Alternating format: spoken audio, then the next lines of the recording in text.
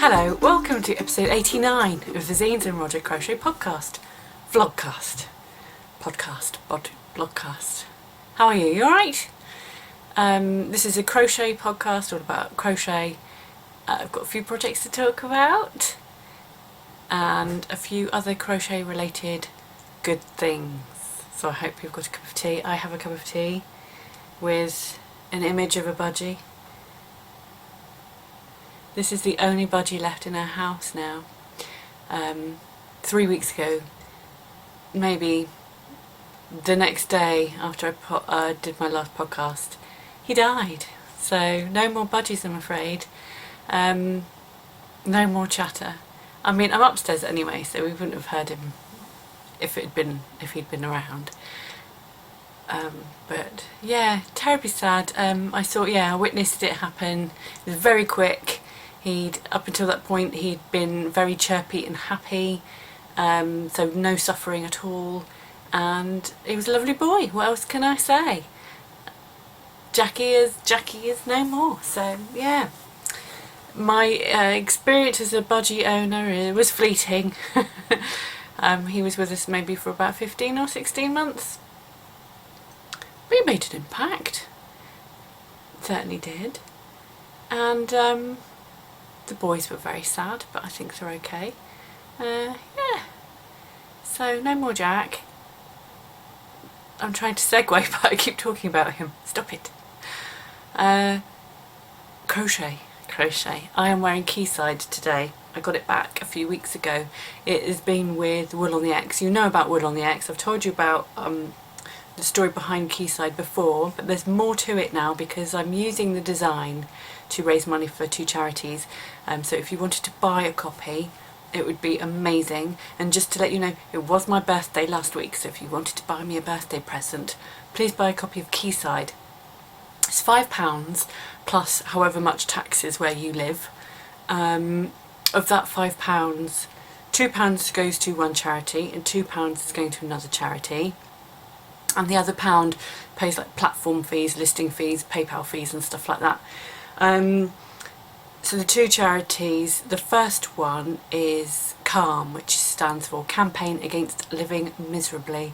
I've chosen that charity because I've pilfered it from my stepsister. She raised money for CALM a few months ago when it was her birthday. She raised loads of money, I think, because her mates all gave generously. I don't think I'll make as much as she did, but I would like to make some money for this charity. My stepsister chose CALM as a charity because it was something very close to her. She lost her son to suicide last year. I didn't know Adam very well. I know my stepsister more, seeing as, yeah, it's been since I was a little girl, but that's not the point. It's sort of when I saw that she'd been raising money for charity and stuff like that, I was just like, I can do that too.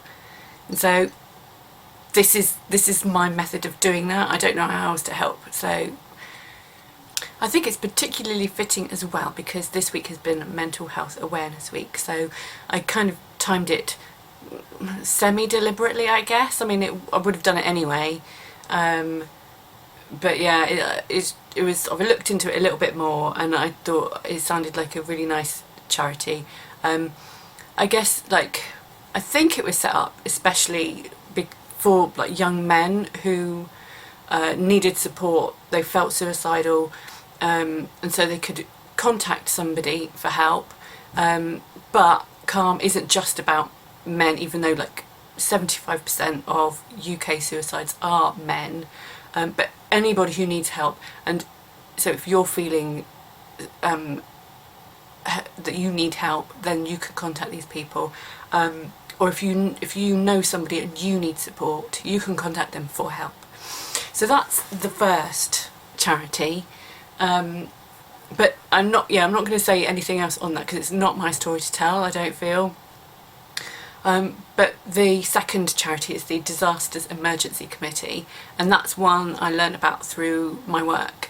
And I just saw some comms when I was reading the weekly comms at work, because you've got to keep up to date with what's going on in the hospital and stuff.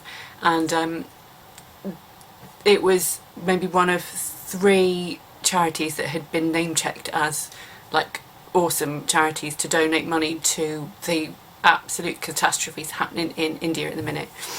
But then, like, oh my god, so much is going on in the world that it's just like it's just like you can't help everybody. To be honest with you, I'm quite surprised that I've even been like this thoughtful. Well, I think it's thoughtful, because normally I'm just blissfully ignorant about everything, but I don't know, the last sort of year or two, what's been going on, I'm just like, I can make some changes here, I can actually do something. And it's the first time where I've stopped, sort of just like blinkered, skipping along merrily, because actually there's stuff straight ahead of you that you can't hide from. So if you can afford to spend £5 plus the tax, then I'd be like really grateful, and it would be amazing. So thank you. But obviously, oh my god, yeah, not everybody can. But oh my god, I was going to do this thing and I'd totally forgotten about it. I haven't written it down. I'm going to write it. I don't need to write it down because I'll watch this back and remember. If you know somebody, or if you yourself have, like, if you're going through hard times, you've lost your job because of COVID, or actually, you know, you've got some wool in stash or whatever, but you can't justify spending money on a pattern like Keysight, private message me, and I'll give away 5 copies to the first 5 people that contact me, and I'll just like email out a PDF or something so you can make this delightful shawl that I designed. I really like it. I've been wearing it to work all week because even though it's the middle of May, it's still fudging freezing, and it's just chucking it down. The river is swollen. Like, I've seen, like, driving to work this week, there were rivers that had burst their banks.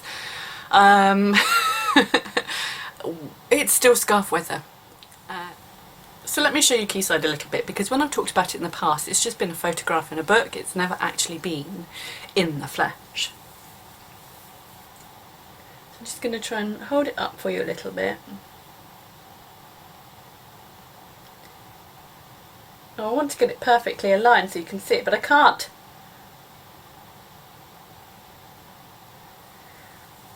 It's just a load of half trebles with, that's half DC in US terms, with a little section of houndstooth as well, just to make it a bit more interesting. So that's just SC and DC if you're in the States, DC and trebles if you're not. I don't know where across, I know I've asked before, but I can't remember who uses US terms and who uses UK terms. As long as I know where I'm going, as long as I know which one, the pattern I'm following, what it is, I can use both, that's fine. So I've written a pattern for it and it is for sale, as I said. What does the pattern have in it? It's a written pattern, it's written in UK terms, but literally it's so easy to translate. It's like, so the stitches are basic. There's a chart you can download as a separate download. It's linked to in the pattern, and also I linked to the Zelda tutorial I did, because the colour changes and the shaping are very similar. Not 100% because that was using trebles and this is half trebles, or the US equivalent. So that should help you if you've never done intarsia crochet before, which is what this is apparently. I didn't know that when I start farting about colour changes, I'm just farting about colour changes. Turns out it's got a name, which is intarsia crochet. I should know that, but I don't. Or I didn't. Yeah, so basically, no, I started this end and worked up with lots of lovely increases, and then started with some decreases and worked my way down to the other point. It's a real, okay, if you're a beginner crochet, then I wouldn't advise starting this shawl, but it's, apart from, you know, having I think 3 balls of colour on the go at the same time, it's not particularly complicated. Occasionally I would have to pull back because I've changed colour 1 stitch too soon or 1 stitch too late, but also there is a chart in the pattern written like yarn A this many stitches, yarn B this many stitches, yarn C this many stitches, or what have you. So you could follow that as well. So that's Keysight, named after Exeter Key, which is about a 25-minute drive in that direction. Yes, so that's project, my latest project. The perfect cardigan is the cardigan that is out for testing at the moment. It's my stripy cardigan. That's, yeah, out to test is at the moment, so I'm not going to talk about it today because it's not quite ready for release, but it was tech edited, and then proven that my first write-up was a disaster, quite frankly. A proper disaster, really awful, really badly written. I mean, the numbers all worked apparently, but the way I'd written it made no sense. So I rewrote it. I felt such despair, honestly. There were times when I just stared into space going, I can't do it, I don't know how to do it, I don't know how to do it. What am I going to do? Because I don't know how to do it. But what you have to do is slap yourself around the face and go, you can do this! And so if you just clear your mind and start again, it works, it's fine. I've written it. I know there's a couple of tweaks I have to do, but actually the pattern is sound. I'm amazed I've done it. There's a few tweaks I want to do, a couple of rows maybe where I would like to make them not odd stitches but even stitches, just to tidy it up a little bit, to make things work across all sizes, a bit more in a more streamlined way. But other than that, yeah, I think the idea is this time next week I could probably release it, which is exciting. I don't know what to do about myself. I'm just like, oh god, oh yeah, sure, get ready for it. I need to draw up a schematic first. I would like that in there, and then I also thought maybe we could do a garment cowl. Oh, this will be a cowl. This is a cowl as well. I'll leave a link in the show notes for the Keysight cowl. If you buy a copy, it would be great if you start making it. A couple of people have already started, which is awesome, but it's really laid back and casual. It's more about just knowing that somebody else out there is making it at the same time as you. So it's not like about prizes or like, I could start like a Facebook group I suppose, but I don't know how many people would join it, and like I've never set up a Facebook group before and I don't know how. But mind you, if I can write a pattern for 9 sizes of cardigan, then I can probably set up a Facebook group. I mean, I've got, Zeens and Roger has a Facebook page, but it's not the same as like a private group where everybody chats. If you bought Keysight, would you be interested in a Facebook chat group? What other, we could do an Instagram chat group, I could do that instead. Because I've done the chat group in Instagram for the tester cowl, so I could do that. And then I'd share pictures of people's progress, people's Keysight versions on Instagram, and I'm totally going to write a blog post about it and share people's work. But yes, the cardigan, I think probably I'll do a separate video, explain why it's called the perfect cardigan, do a little bit of modelling on it, maybe share some photographs of the testers makes and stuff if they let me, and we could have a garment cowl when it's released. I could do like a cowl specifically for that cardigan, but I think if we do a garment cowl, then it opens up to people wanting to try other sorts of garments, and like there's support there if they've never made a garment before and stuff like that. So let me know what you think. My mind's going 10 to the dozen now because I'm starting to remember all these things and plans I've got.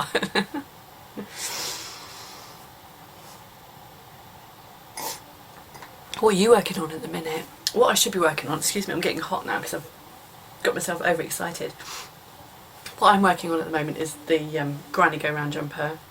Do you know, I got GHDs for Christmas, which I've got at Easter, and so I've put the curling tongs through my hair, but on camera it just looks like a straggly mess. I don't look glamorous at all. It's not fair. I don't understand how other people do it.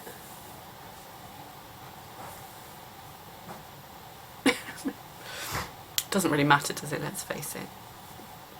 What a weird juxtaposition of like, it doesn't matter, does it? Right. I'm working on my granny go round jumper. Do you want me to try it on before I'm just going to do another row on it. But I hadn't done very much, hadn't moved on, particularly since I last showed you. But because I had nothing else to share, I was just like, oh, better get a few rows added on that, so you can see. So I added some sleeves, started the sleeves this morning, and then I'm down to here. Oh, that's nice. I'm here. It was proving to be a little bit wide here, and so rather than frog it back completely, because I couldn't be bothered, I've just decreased twice in somewhere, just like once. Where am I? Once around here and then once here. I just made a couple of decreases, and then so it's gone in a bit. And also I think my tension has changed, so it's really loose up here and it's a bit tighter down here. I've got a funny, now I've just said that, I'm wondering if I did this in a 4.5 and this is all 4. I think I might have gone from a 4.5mm hook to a 4. Oh well, I'm not going to worry about it, it'll be fine. Nobody will notice. I don't, it depends what the pattern says. I can't be bothered to looking up the patterns on my phone, and I'm not going to, my phone has got the Olympus app on it, so I'm not going to start looking for it, but I wonder if that's what it is.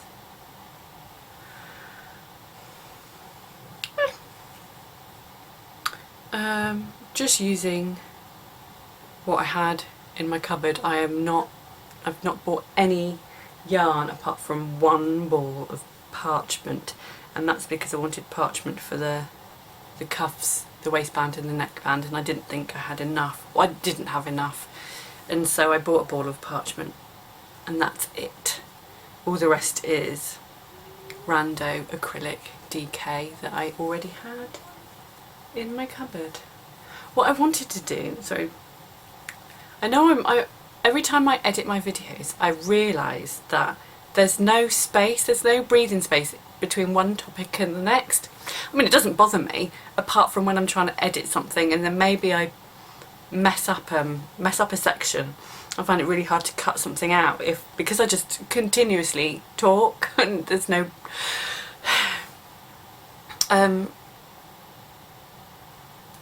so much so I don't know where I was going with that, but I think it's because I was gonna like literally start talking from this and then just go into what I wanted to do for this video, which was basically have behind me on maybe here was to have, and I bought a frame from the supermarket on Friday especially because I was going to frame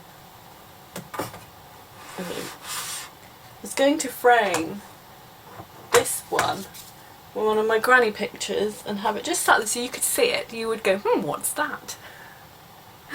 And ask me and I'd be able to tell you that I've got granny cards in my shop. They don't look like this. This is the original painting I did. The ones are actually on cards, which you'll see in last episode 88. But it's just dawned on me as well that these are budgie colours. And then, but the what's it jobby? Well, it doesn't fit in the mount board. The mount board is a different shape. So I'm either going to have to create a whole new granny print to go in here, or I'm that type of person. I've got mount board downstairs that I can cut with an X-Acto knife, which has got an angle on it, so you can do that beveled edge. Such a loser that I've got that. I don't know how to use it. I think I've tried. I've got a picture up there where I did my own mount board, but it's so wonky. It's ridiculous. I do these things. I buy craft equipment and I say to myself, it'll be easy, I can do that. And then you start and you go, oh, no wonder there's like skilled professionals who do this as a job. It's tricky. It takes practice.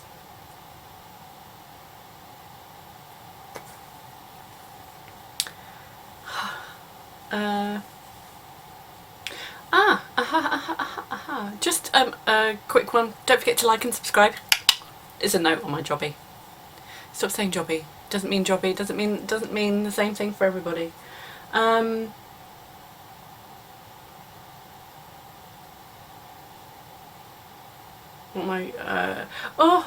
Yes, before I can't go anywhere without telling you that there's an audio podcast called Making Stitches, which is a craft podcast.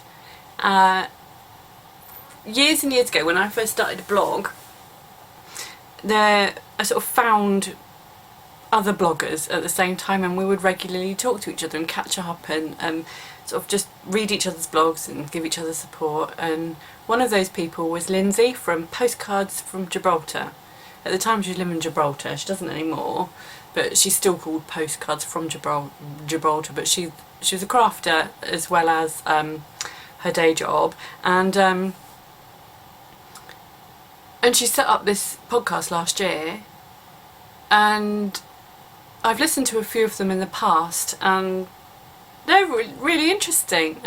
She'll pick a crafter and interview them, and it's about half an hour, and it's quite nice to listen. I listened to Eleonora of Coastal Crochet, and I think the guys from the Crochet Sanctuary were interviewed. I've listened to that episode, and which is like crochet retreats and stuff like that. And then Sarah from Simply Crochet, the editor of Simply Crochet, is one of them. So there's lots of different crochet related podcasts, including one by me. I was interviewed maybe in January, and it didn't feel like an interview at all. It was just a chat between two people who are crafty, and I really had a good time, and it was really nice of Lindsay to ask me, so I'm really grateful. And it's really funny. It's like one thing listening to myself when I'm doing this and editing it and stuff like that, but listening to me being interviewed by somebody else, I was totally using my telephone voice. I sound like a completely different person. So go check it out just to hear that. But I think hopefully she's coaxed some interesting things out of me. So go and have a listen, and then listen to the other episodes as well, because they're really good. I've enjoyed all the ones I've listened to so far, and I will definitely listen to more as well. And it's not just crochet as well, there's lots of other crafts too. Speaking of interviews, also in issue 110 of Simply Crochet, I've got an interview in there as well. That's another one. I think I got sent those questions in December or January, and I wrote literally 4 pages of waffle. I can talk the waffle, I can write the waffle. And what I'm going to do is for all of the patrons, everyone who's a Patreon of Zeens and Roger, I'm going to upload the full interview onto the Patreon page, so that if people are interested, you might not be, but you can read everything, because it's this issue, and I've read it, and it turns out, you can't actually fit all of the waffle onto 2 pages, but this is my feature. And I knew it had been released, and I'd seen everybody last weekend, and I had a few lovely messages from people saying that they'd read it and it was lovely, and I think they were subscriber copies that had been sent early, but it hadn't hit the shops until Thursday. On Thursday afternoon I went round 3 shops in town, and none of them had it. Well, one of the shops was closed because it was gone 5 o'clock.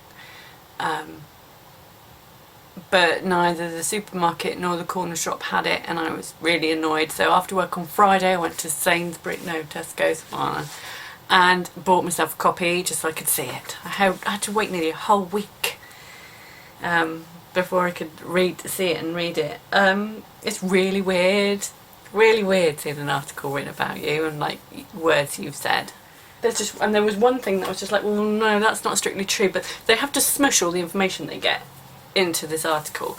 But there's a bit in it that says, and it's like literally, I do not need to do this, I do not need to nitpick, but I want to tell you anyway, because it says like, I collect things like Ladybird books, with my most prized possession being an early edition of Peter Pan.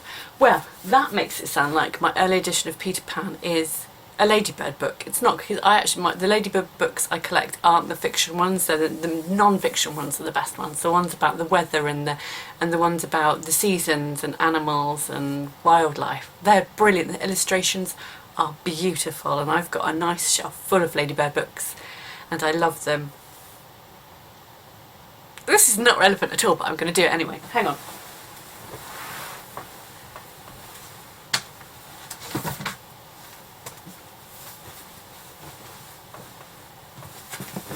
This though, this is my early edition of Peter Pan, which is covered in dust. For years this was on a bookshelf at my mum's house, and it was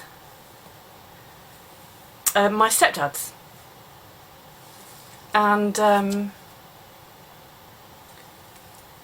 I got it when he died. This was my inheritance, I suppose, the gift it willed to me. I don't know what the term is, but I mean, it has nice beautiful illustrations, and they're all I don't know, this is one at random, protected by the tissues. If I ruin this, I will die. And also could firstly get nail varnish on it, which would be awful. So you've got the tissue, and then you've got these beautiful illustrations by Arthur Rackham. So this isn't a first edition. It isn't, but it's very, very early. Just trying to find an illustration that would actually show up well on screen, and one I like. But I sort of coveted this book for a long, long time. And I did ask, I know it sounds morbid, I didn't ask out of the blue, but we were having a conversation many years ago about stuff. And I had said that I loved this book, and he said, when I die, it's yours. So, true enough, it's now mine. So it's nice, and I've got this, and then I've got as well another book. But I love, not that I'm I haven't got grabby hands, I promise. This was the only one I want, this is the only thing I wanted, and the only thing that that kind of is my association, I suppose. And I don't know if this is wrong, but find out how Dave managed to get the copy of this book in his hands in the first place. You can find out by signing up to Patreon, whereupon I will share the full interview from Simply Crochet, and in that I tell you how this joined our family.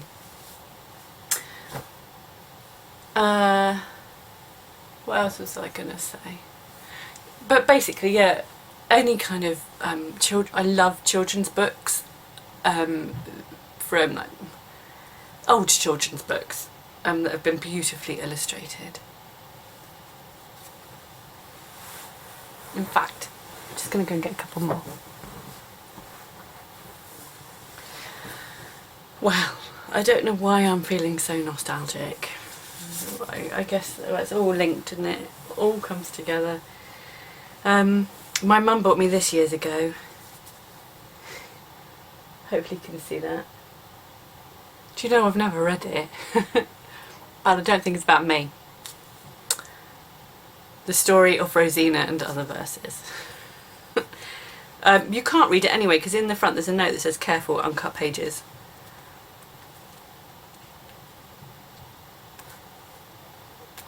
But the illustrations in this one are, I think they're like etchings or something. I mean, although I love these kinds of books, I mean, I don't actually understand the art behind them, like methods of the media and stuff like that. Mediums.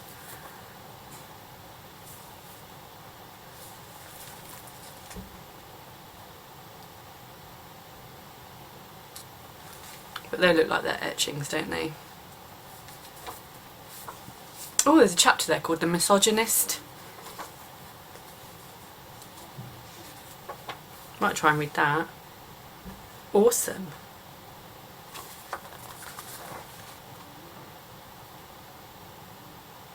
Can you hear the rain?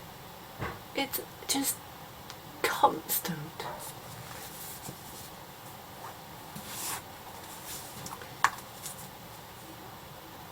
Story about a little mousey. 5p at a jumble sale. My favourite kind of book is a 5p book at a jumble sale.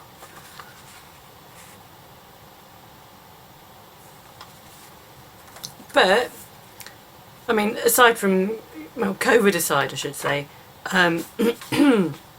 there's not been a jumble sale around here for years. They just don't make the money, and people donate absolute tat. Like, it's a way of getting rid of their rubbish, which is just outrageous. But the Scouts used to do a massive one, and it was awesome as.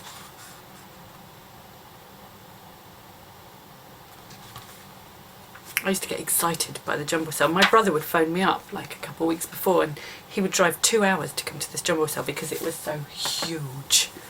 And this is one of my absolute favourite books. This is called Otherland. Otherland. Otherland. I love that. I love it, I love it, I love it. So basically, I love fairy stories. But it's the pictures I'm drawn to rather, I mean, stories are great and everything, but oh, a bit glary, aren't they?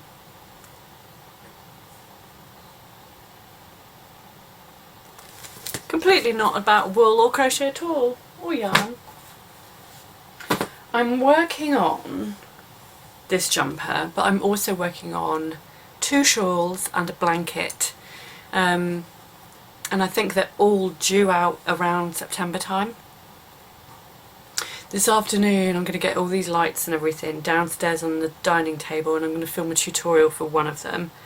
And the other one's also going to have a tutorial, but I'm not going to film that. Somebody else is going to film that.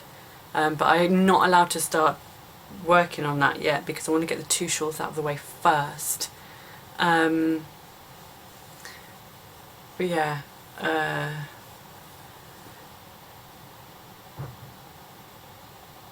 all of them are great actually. All of these projects I'm sort of working on or looking at designing and swatching for and going, these are really good, I'm really pleased with these, I love them. So that's what you want, isn't it? You want, I mean, I have in the past worked on things where I've gone, I don't like it, I don't like it. Right, where are we? I think, actually, no, because last episode I said, I think I asked this question, which was basically, have you got any questions that you would like to ask me? And I think I asked that purely because I didn't think I'd have much to talk about over the next few weeks because I'm working on so many things that are secret. Yeah, I put it out to you and I wanted to know if you had any questions from me. So I will answer a couple of those, and if you did have any other questions then feel free to ask them. I know one of them is, the first question is from Marianne, and she asked, how do you manage time effectively? I don't. I don't. If I manage my time effectively, then I'd probably be able to get twice as much done, no problem at all. But actually what I tend to do is procrastinate quite a lot, dither and put stuff off that I don't want to do until ultimately a deadline looms and then I have to do it. so there's that, but also I have found that I have become better since getting a job in the real world. I work in the hospital 3 days a week. I do admin based stuff, I look after a bank of support services workers basically. So whether or not that's like recruitment, so interviewing them and seeing them through the recruitment process, or and then when that happens, then managing where they go within our departments, and that's several different departments, all kind of like operational support type things.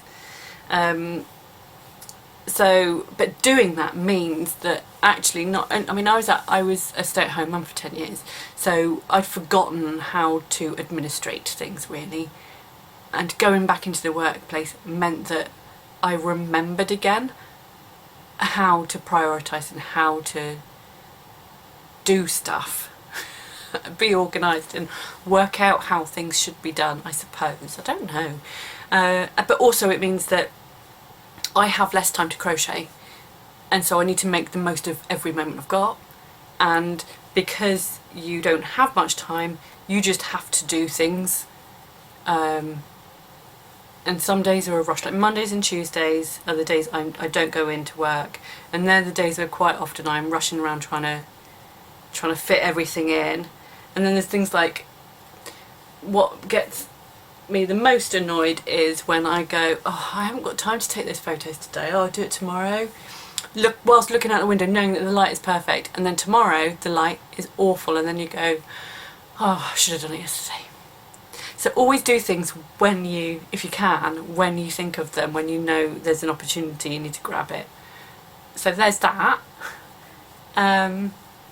Or even though I'm recording this on a Saturday, but it's because it's so grotty outside, I think we are going to stay in a weekend. But I do have to go to the supermarket and buy something for dinner tonight, so we can have a roast dinner, and there's no wine in the house, so I absolutely definitely do need to go to the shop. So yes, and then yeah, write lists, write loads and loads of lists about everything you need to do. I then categorise those lists, so the whips go into one list, the future releases go into another list, the behind the scenes stuff, you get the gist.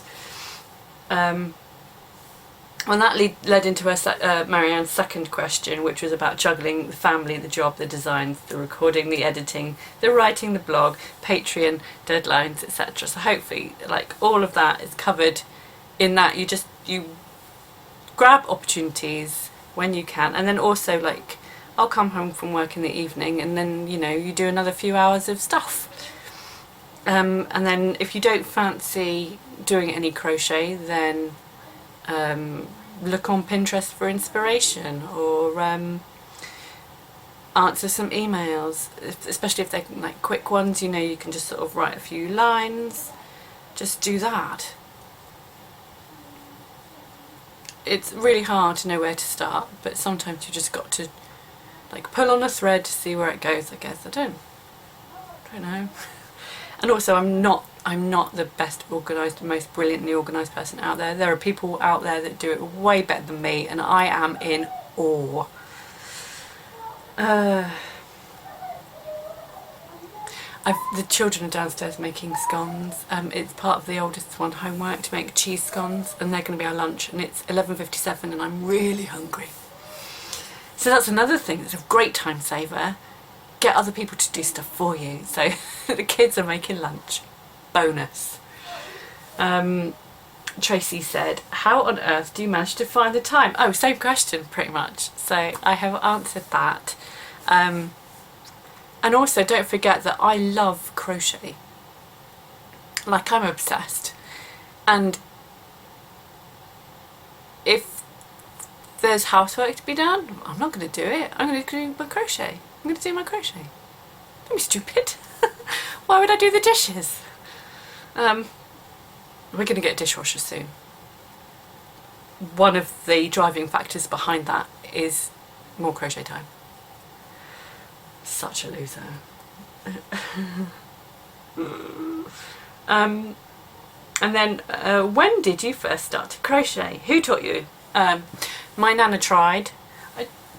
Oh, it's downstairs. I was going to say, the only thing I ever did as a child was chaining. I never got beyond learning a chain when I was a kid. I just could not do it. But that's because my nana tried to get me to hold the hook like this. And I hold it like this. So this is pen hold, and this is knife hold. And I'm not this. And so my wrist is a bit like dramatic mover when I do this. I can work out how to crochet like this, but I mean with this I'm just like anyway, so I do remember very clearly actually being a kid and her saying a lady doesn't crochet that way, or something akin to that anyway, which, yeah, nobody would,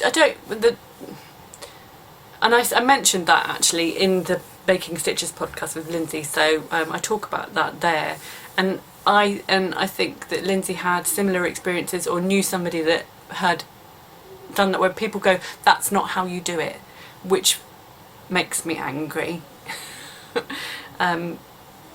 Do it how you want to do it how it's comfortable, do it how you like it.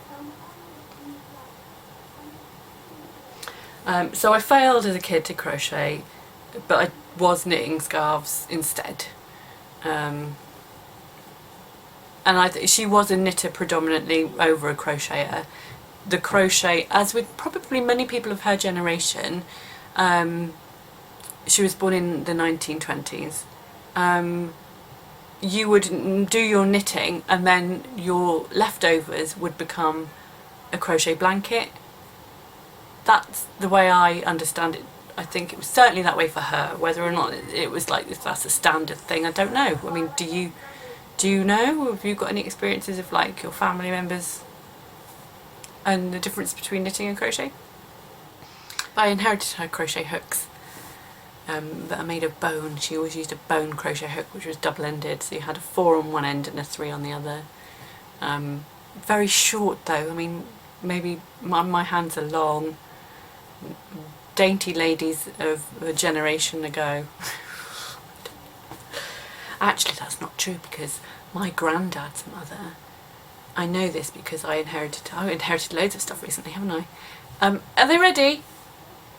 Yeah. Can you bring me up some, please? Or shall I come down and have some? Here's. Thank you. Do you want to come? Come on. Come and sit down? Maybe for a bit. I was just talking about Nana, and you don't remember, well, I don't know Granddad's grandmother, but I was just about to say that I inherited her wedding ring, and it's even like flapping about my thumb. Her fingers must have been huge. Mm-hmm.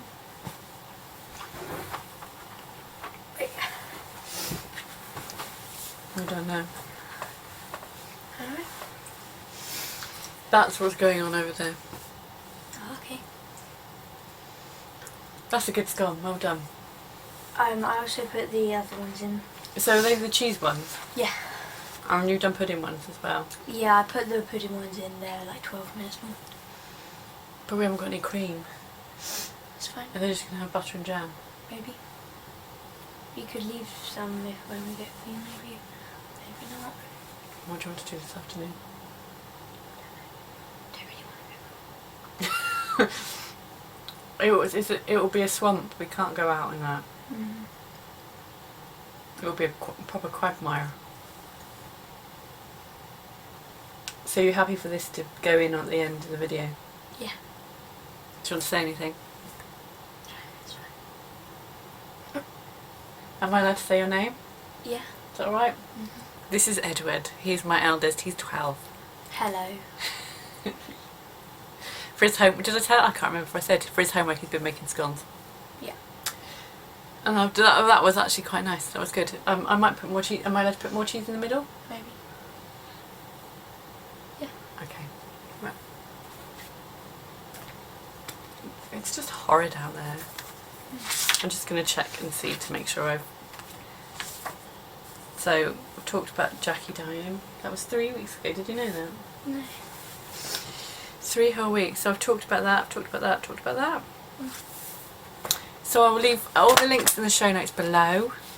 And that's it, I think. I'm going to try and finish my jumper today, maybe, and then crack on with the caboose. Oh no, I can't do the jumper because I've got to do a tutorial, which might take a while. Thank you ever so much for watching. I hope you're okay. Let me know how you're getting on, and I will speak again soon. Cheerio. Bye bye. Bye.